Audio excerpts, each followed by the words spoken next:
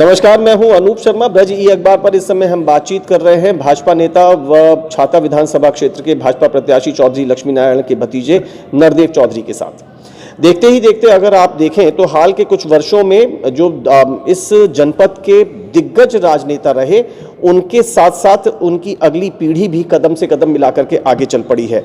और इसी बढ़ती हुई आगे चलती हुई पीढ़ी में से एक चेहरा हम बहुत प्रमुख तौर पर देखते हैं, जो है नरदेव चौधरी। छाता विधानसभा क्षेत्र में आज वो एक अपनी अलग पहचान रखते हैं, लेकिन इसके साथ साथ उनके खुद के व्यक्तित्व से बहुत सारी बातें जुड़ी हैं। आज जब हम उनका इंटरव्यू कर रहे हैं तो उस इंटरव्यू के दो हिस्से हो गए हैं। पहले हिस्से में हमने उनसे ये जानने की कोशिश की कि छाता विधानसभा क्षेत्र का अंक गणित क्या कह रहा है, वोटों का गणित क्या कह रहा है और जीत और हार पे उनका दावा क्या है। और अब हम इस हिस्से में नरदेव चौधरी से जुड़े, उन्हीं के साथ उन्हीं से लिपट गए बहुत सारे इश्यूज का भी जवाब लेने की कोशिश करेंगे। और हमें उम्मीद है कि जिस तरीके से पिछले इंटरव्यू में उन्होंने बेबाकी से सभी सवालों का जवाब दिया था, इस इंटरव्यू में भी बेबाकी और ईमानदारी से अपने ऊपर लगने वाले तमाम आरोपों का, अपने से जुड़ी तमाम थोड़ी सी विवादास्पद बातों का भी सही जवाब देंगे। थोड़ा सा बातचीत को मोड़ते हैं। एक कहावत है नरदेव जी, पर उपदेश कुशल बहु तेरे। आप इतने सभ्यता का, इतनी शालीनता का परिचय इस इंटरव्यू में दे रहे हैं, बड़े डाउन टू अर्थ नजर आ रहे हैं। आप दूसरों को आज ये बताने की कोशिश में हैं कि मर्यादा क्या होती है, राजनीतिक संस्कार क्या होते हैं, लेकिन फिर मैं कह रहा हूं कि एक कहावत है, पर उपदेश कुशल बहु तेरे। आपके बारे में तो न जाने क्या क्या चर्चाएं हैं। लोग कहते हैं कि जानते हो नरदेव कौन है।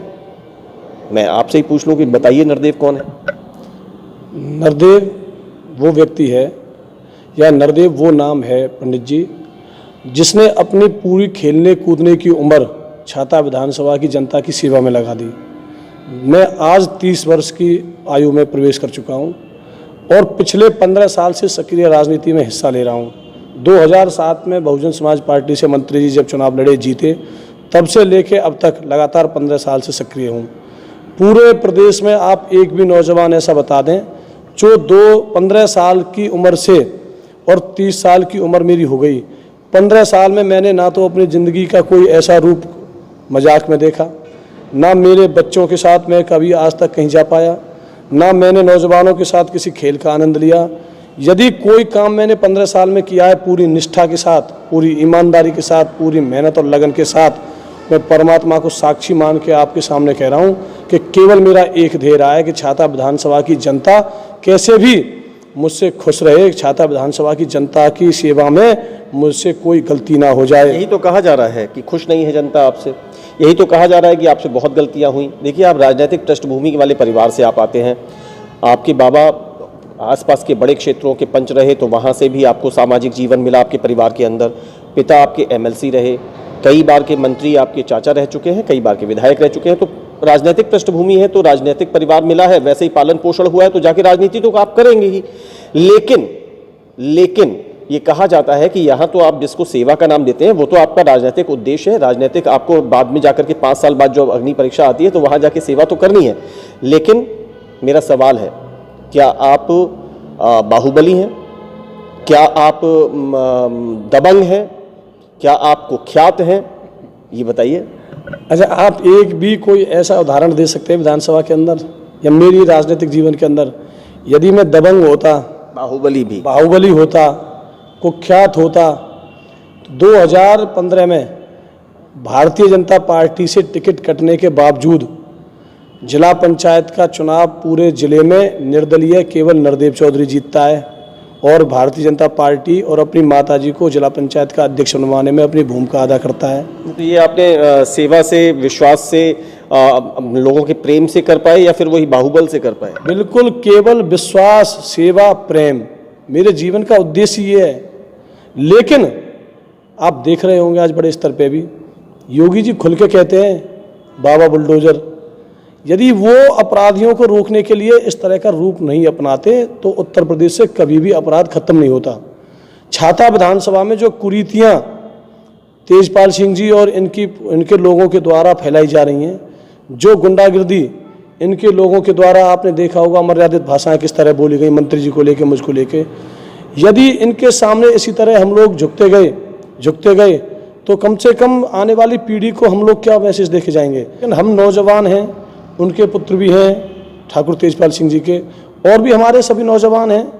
हम सब नौजवानों को ये राजनीति क्या सिखा के जाएगी, हम सब नौजवानों को ये राजनीति क्या देखी जाएगी, जब हमारे बुजुर्ग ही हमारे सामने इस तरह की अमर्यादित असंसदीय भाषा का राजनेताओं के मंच से खुलेआम उपयोग करेंगे, तो हम लोगों को इससे क्या सीख मिलेगी। पूरे चुनाव में, पूरे जीवन में मुझसे मंत्री जी ने हमेशा यही कहा, मेरे पिताजी जब भी जिंदा थे वो भी यही कहा करते थे, हमारे दादाजी पूरे हरियाणा, उत्तर प्रदेश, राजस्थान, दिल्ली के जाने माने पंच थे, उन्होंने बड़े बड़े फैसले पंचायतों के माध्यम से किए। उन्होंने हमेशा ये कहा, बेटा जहाँ भी अपने से बड़े मिलें, राजनीति अलग चीज़ है, सामाजिक जीवन हमारा अलग चीज़ है, आपको हमेशा सम्मान करना चाहिए। मैंने जिला पंचायत की पहली मीटिंग में, जब मैं जिला पंचायत का सदस्य बना, उसमें भी सबके ना चाहने के बावजूद आदरणीय ठाकुर तेजपाल सिंह जी के पैर छू के आशीर्वाद लिया। और उसी जिला पंचायत की पहली मीटिंग में आपने श्याम सुंदर शर्मा जी से सीधे सीधे कड़े संवाद भी किए, और लोगों ने कहा कि भाई चाहते तो इस स्थिति से नरदेव बच सकते थे, लेकिन वही तो है, मैं नरदेव हूँ, मैं तो बोलूँगा तो मैं तो कहूँगा नहीं। यदि राजनीति में मैं अपनी जगह पीछे हटूंगा तो राजनीतिक पराजय तो कोई भी आदमी नहीं चाहता, लेकिन जहाँ संस्कारों की और सम्मान की बात आ जाए, वहाँ नरदेव चौधरी सबसे पहले झुक के बड़ों को नमस्ते करता है, उनका आशीर्वाद लेता है। ऐसा एक भी उदाहरण आपको पूरी राजनीति में देखने को मेरे जीवन में नहीं मिलेगा, जब जहाँ भी मुझे मेरे बड़े मिले हों, मैंने उनका पैर छू के आशीर्वाद ना लिया हो। इसलिए मैं जहाँ भी मेरा आप रौद्र रूप देखते हैं, मतलब दबंगई आप जिसे कहते हैं, ये कहते हैं कि कुख्यात है, दबंगई है, कोई ऐसी भावना मेरे अंदर नहीं है। केवल उन कुख्यातों से डटकर मुकाबला करने के लिए कभी कभी ऐसा स्वरूप धरना पड़ता है। और यदि छाता विधानसभा की जनता पर कोई व्यक्ति उंगली उठाने की कोशिश करेगा, तो नरदेव चौधरी, चाहे आप कुछ भी कह लो, उस सब संकट को झेलने के लिए पूरी तरह से तैयार रहेगा। देखिए, बड़े स्मार्ट हैं आप लोग, मतलब इतने स्मार्ट हैं कि तुरंत के तुरंत अपनी सारी बातों को जनता से जोड़ दिया। मतलब मेरे आगे है मेरी जनता जनार्दन, आके मेरे आगे खड़े हो जाओ, मैं सेफ जोन में आ जाऊं। मेरी छाता क्षेत्र की जनता से अगर कोई कुछ कहेगा तो फिर नरदेव चौधरी ऐसे ही तैयार रहेगा। इतना स्मार्टनेस है कि मैं जो करूं उसे जाके जनता के नाम लेके जस्टिफाई कर दूं, मैं जनता के नाम की गंगा से नहा लूं और सब कुछ साफ कर लूं। लेकिन आप इतनी आसानी से बच नहीं सकते। मैंने कहा कि आप बाहुबली हैं, कि आप कुख्यात हैं, कि आप दबंग हैं, उसका जवाब आ गया। कानून व्यवस्था अपने आप में खुद में बहुत एक ऐसी व्यवस्था है जो आम आदमी को इंसाफ देने के लिए, पीड़ितों को मदद देने के लिए है, और हम इस बात का समर्थन कभी करते नहीं हैं। लेकिन इसी प्रकार का आरोप लगता है कि चीज़ें आप तय करते हैं साहब, अपने प्रभाव का इस्तेमाल करते हैं।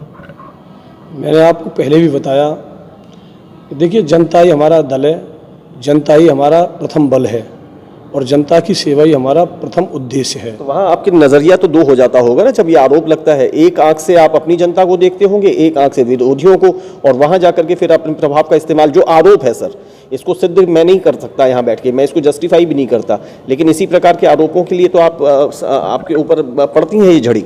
देखिए, आज तो हम लोकतांत्रिक प्रणाली में राजनीति कर रहे हैं। इससे पहले भी भगवान राम बिना आरोप के नहीं बच सके, भगवान कृष्ण बिना आरोप के नहीं बच सके, हमारे राजा जो राज प्रणाली के तहत राज किया करते थे वो बिना आरोप के नहीं बच सके। 1 लाख वोट मुझे मिलता है, मंत्री जी को मिलता है चुनाव जीतने के लिए, तो सामने वाले को भी 50,000 60,000 वोट मिल रहा है। उनके भी रिश्तेदार हैं, उनके भी नातेदार हैं, उनके सगे संबंधी हैं। तो वो लोग जिसको मुझ में कमियाँ निकालनी होंगी, वो आदमी चुनाव सामने मेरे लड़ने को तैयार रहेगा, तो जनता में जाके ये तो कहेगा नहीं कि साहब नरदेव बहुत अच्छे हैं, दोनों आँखों से बहुत सही देखते हैं, दोनों पैरों से बहुत अच्छा चलते हैं, बहुत अच्छी भाषा बोलते हैं, बहुत अच्छा विकास करते हैं। जो मेरे सामने चुनाव लड़ेगा जनता को बरगलाने के लिए, वो यही तो कहेंगे कि साहब इन्हें एक आँख से कम दिखता है, इनका एक हाथ कम उठता है, विकास नहीं कराते, थाने तहसील की राजनीति करते हैं।